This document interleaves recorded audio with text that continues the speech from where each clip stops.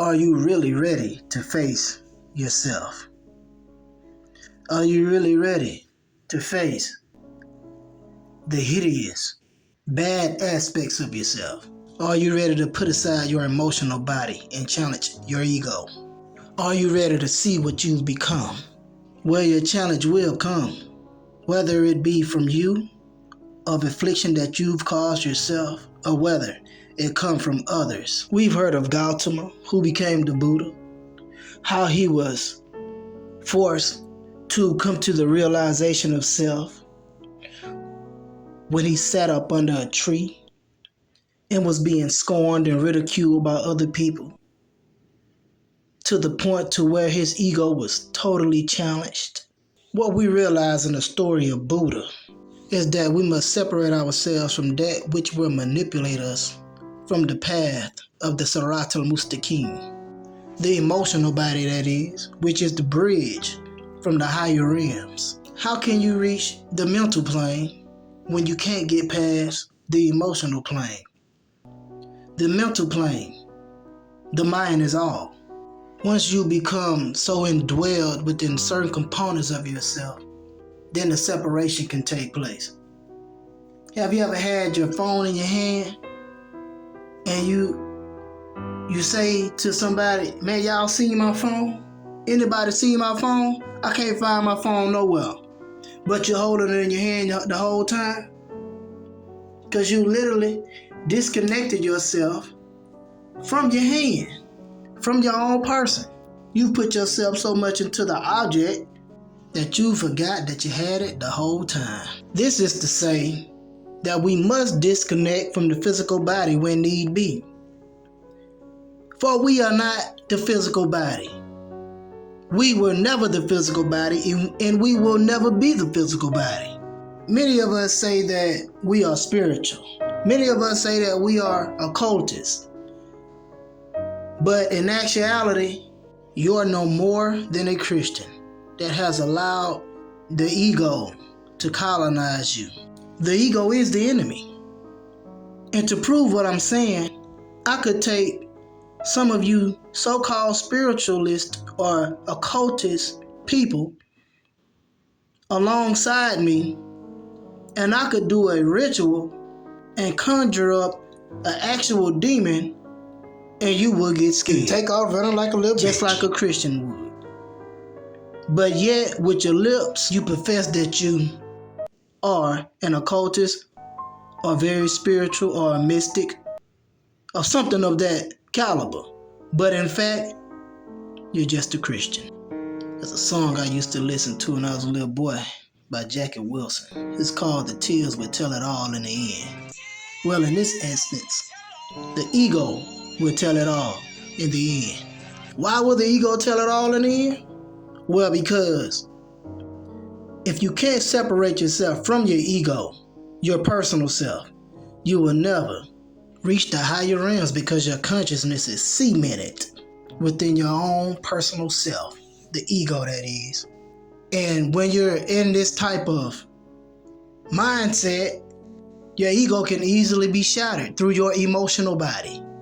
So you must learn how to disconnect and mind shift from your different levels of existence. So are you really ready to face yourself? Are you really ready to see yourself clearly without the emotional body attached? The ego manipulates the emotional body, and this in turn hinders us from seeing ourselves the way that we really are. This causes a spiritual blockage to the point to where we are forced to not take any accountability on our own thoughts, actions, and traps that we set for ourselves. But what happens when we're able to see ourselves from the mental plane and only the mental plane, to the point to where we separated ourselves from the physical body in the emotional body, and we're on the casual plane, the mental plane, the higher realms? Would you be satisfied with yourself, of what you've become? Would you realize that your counterfeit spirit, the ego, was blocking you the entire time? This is why the Holy Quran says, on the day of judgment, self will accuse self, meaning your higher self will accuse your ego self, your personal self. No one will judge you but you, the real you, the you that is not wrapped up in the ego or the emotional body, the you that can see clearly without a veil of hindrance. Now let us look at the laws of cause and effect, and let us reflect on how they've affected us and also those that play a part in our lives. Were you the one that initiated an altercation that you regretted? Or were you overshadowed by your ego and wasn't allowed to take any accountability for what you initiated, for what you flared up? Or were you on the back end of the effect that was caused? Remember, the ego will tell it all in the end, because the higher aspect of yourself will judge the ego in the end. So what happens when you become the shadow of yourself? Will you do the shadow work and see yourself for what you truly are? Or will you continue to stay wrapped up in your ego and allow your physical body, your physical makeup to deceive you? Will you continue to feed the beast, the ego that is?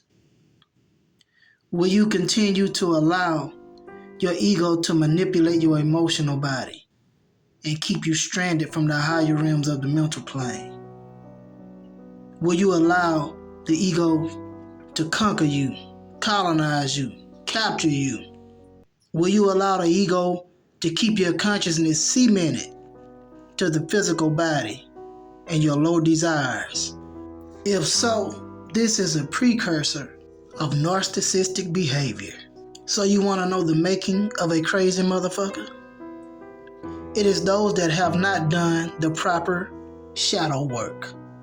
Those that continue to follow everyone and point the finger at everyone instead of taking accountability for their own actions in which they sparked the flame of confusion. So what will it be? Will you choose the path of enlightenment, or will you choose to stay submerged in that which is antagonistic to the real you and the higher planes of existence? So let us never forget that the ego is the enemy, and it will cause you to stay submerged in ignorance and become a shadow of your own self. So choose wisely, because eventually that eggshell of an ego will be cracked, and all of those emotional blockages will be let loose once you judge and finally meet the real you. Until then, may the force be with you.